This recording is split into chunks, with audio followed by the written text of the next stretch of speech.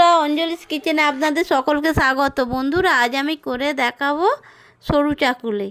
এই সরু চাকলিটা কিভাবে করি আপনারা দেখতে থাকুন। প্রথমে আমি ছোট্ট একটা হাঁড়ি নিয়ে নিয়েছি। এবার হাঁড়ির মধ্যে কিছুটা চালের গুঁড়ি নিয়ে নিচ্ছি। তবে হ্যাঁ, এই চালের গুঁড়িটা হাতে বাটা বন্ধুরা। তারপরে নিয়ে নিলাম কিছুটা বিউলির ডাল বাটা। এই বিউলির ডাল বাটাটা নিতে হবে বন্ধুরা। 2 ভাগ চালের গুঁড়ি হলে 1 ভাগ বিউলির ডাল নিতে হবে। তারপরে একটু হালকা গরম জল আমি চালের গুঁড়ির মধ্যে দিয়ে দিলাম।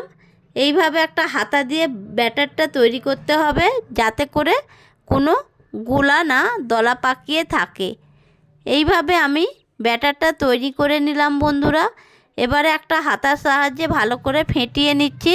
যত ফেটানো হবে তত একটু মুচমুচে ভাবটা হবে। তারপরে উনানে তাওয়া বসিয়ে তাওয়ার মধ্যে তেল দিয়ে দিলাম গরম হতে। আমি একটা ব্যাটার চারিদিকে তাওয়ার করে দিলাম। 1 পিঠ হয়েও গেছে বন্ধুরা, দেখুন কত সুন্দর হয়েছে। তারপরে এবারে খুন্তি দিয়ে আমি একটা সরু চাকলি প্লেটের মধ্যে রাখছি বন্ধুরা। এইভাবে আবারও তাওয়াতে আমি কিছুটা ব্যাটার ছড়িয়ে দিলাম, দিয়ে চারিদিকে স্প্রেড করে দিয়ে আবারও 1 পিঠ হয়ে গেল, আর 1 পিঠ উল্টিয়ে দিলাম। এইভাবে আমার সরু চাকলিগুলি আমি বানিয়ে ফেললাম।